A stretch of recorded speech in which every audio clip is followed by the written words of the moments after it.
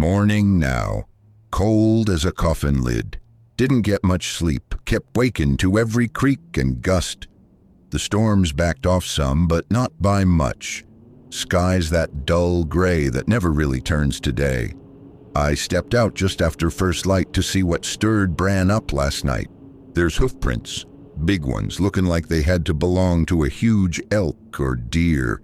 Mostly fresh, not yet filled in by the snow, like it had been circling all night long, just outside the walls. Kinda curious, really. Don't see deer or elk act like that, circling a man's cabin like they're circling prey. Don't sit right, but still, an animal of that size, based off the prints, would make for one hell of a pelt. I ought to track it today, see if it's still lingering nearby. While observing the tracks, I notice my stack of logs is scattered all over the place, knocked clean off the wall and buried in the drift. Some pieces are cracked clean through. Whatever hit it didn't stumble by accident. Bran sticks close to my leg, real tight, muscles tensed and eyes locked on the tree line, where those hoofprints lead off. He ain't barking, but he's on edge, tail low, ears twitching. Won't take his eyes off the woods. I load the rifle, pack the strip of smoked meat I got from the Ojibwe, and lace the snowshoes up tight. Passed by that little carved thing on the shelf when I grab my gear. Still don't know what it's meant to do. Thought for half a second about taking it with me. Felt foolish even considering it. Just a bit of carved wood. Nothing more. Ain't never needed charms to track before. If that thing's still out there, I want eyes on it. Might just be a big buck acting strange, but something about this whole thing has me uneasy. Nevertheless, I push the feeling down. Getting a pelt off something that size will be worth the cold and the trouble.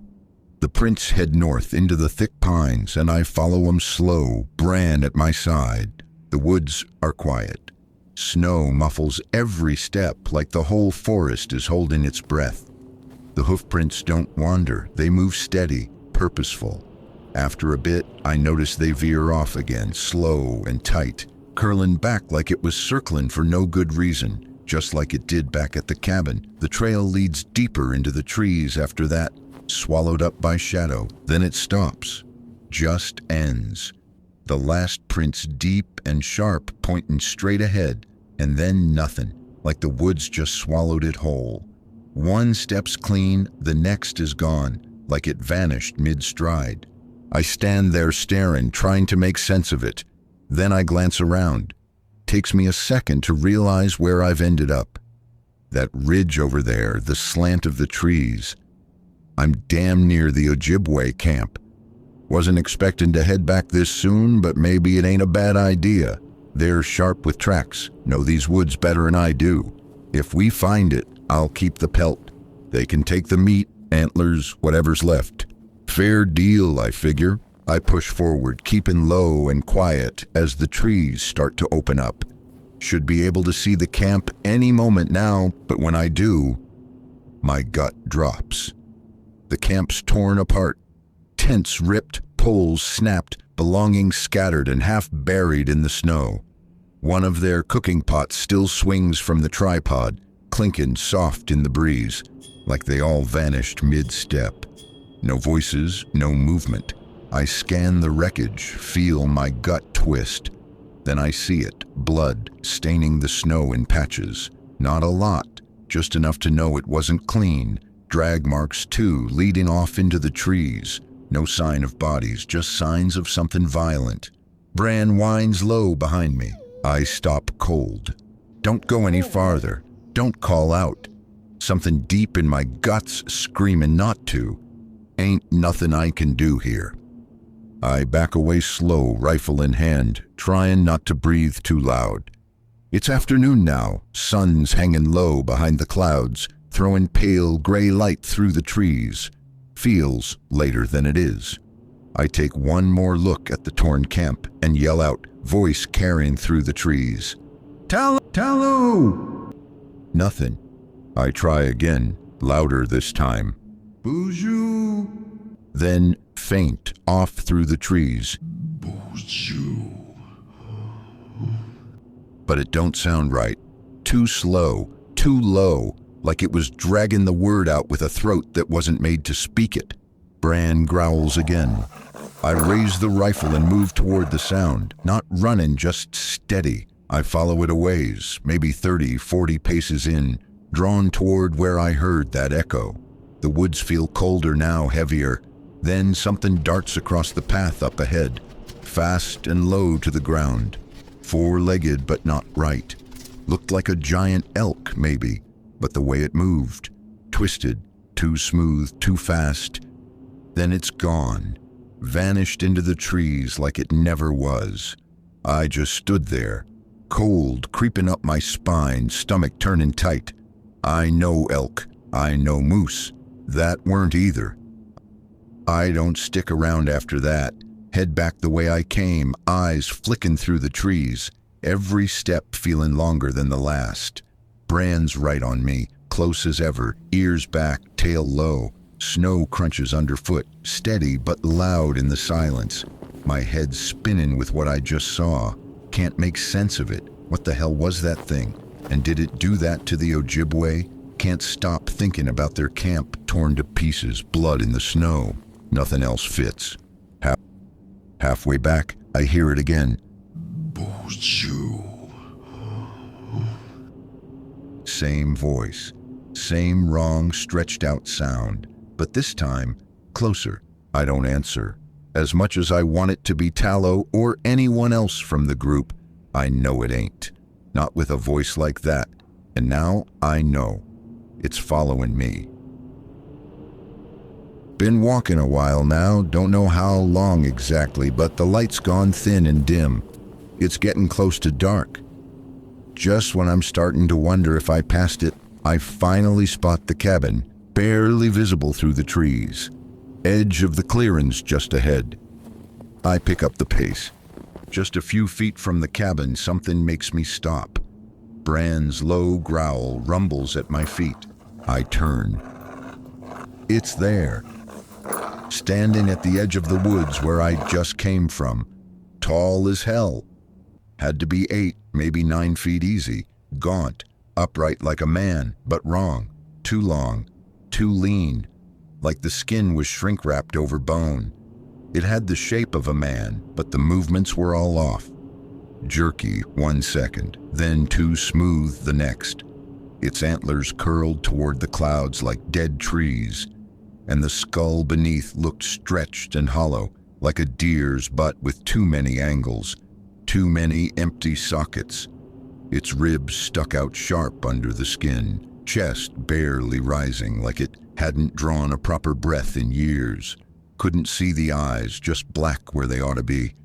In all my years out here, I've seen bear, moose, men driven mad from the cold. But not this. Whatever it is, it ain't alive in the way a thing's supposed to be. And it sure as hell don't belong in these woods. I raise the rifle, heart pounding, and squeeze off a shot. Can't tell if I hit it, but it don't flinch. Don't move. Just keep staring, that's enough for me. I back through the cabin door, shut it fast, and bar it with everything I've got. Hands shaking, heart thudding like a drum in my ears. Ain't sure if I should be praying or loading another round.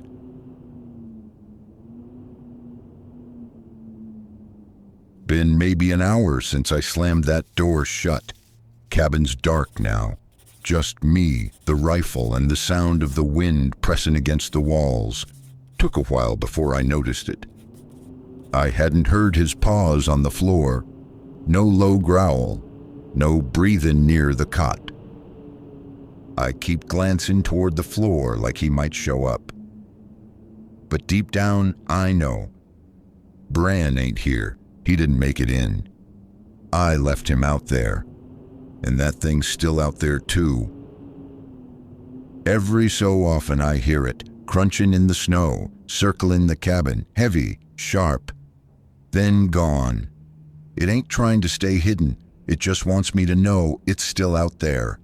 My breath catches. I grip the rifle tighter, eyes flicking from the door to the windows, watching every shadow shift. It's close. I can feel it. So why ain't it just breaking in? If it wanted to, it could tear through these walls like wet bark. It's strong enough. I saw the way it stood, saw what it did to that camp. So why is it waiting? That's when I see it. The totem still sitting on the shelf above the hearth. That little carved thing the Ojibwe woman gave me. I'd damn near forgotten about it till now. Maybe it's just wood, maybe it's not. But as crazy as it sounds, this might be the only thing keeping me safe right now. I remember how she looked when she handed it over, eyes flicking past me out toward the trees, like she was expecting something awful to come walking out any minute. Whatever's out there, it ain't in here, not yet. Fires burned down to near nothing. Cabin's colder now, and outside the wind's picked up hard. Sounds like a storm's rolling in fast. Snow pelting the walls like it's trying to claw its way through. That's when I hear it, soft, right outside the door. A whimper, low and shaky, like a dog in pain. Like Bran, my heart damn near stops. I sit frozen, staring at the door, part of me wanting to believe it's him, even knowing better. Feels like my head's playing games with my ears now. Another whimper, closer this time, same sound, too much the same. I whisper, Bran? Barely breathing the word. Silence. Then the sound again. But it's wrong now, just a hair too long, too slow. Like something trying to remember how the sound is supposed to go. I get to my feet real slow, rifle grip tight. Step toward the door, but stop short. That ain't him. I know it now. Whatever's out there, it knows his voice too. Few heartbeats pass. Then I hear it again. Only now it ain't a sound meant to fool me. There's a heavy thud above me. Boards creaking, scrape of claws dragging over the roof.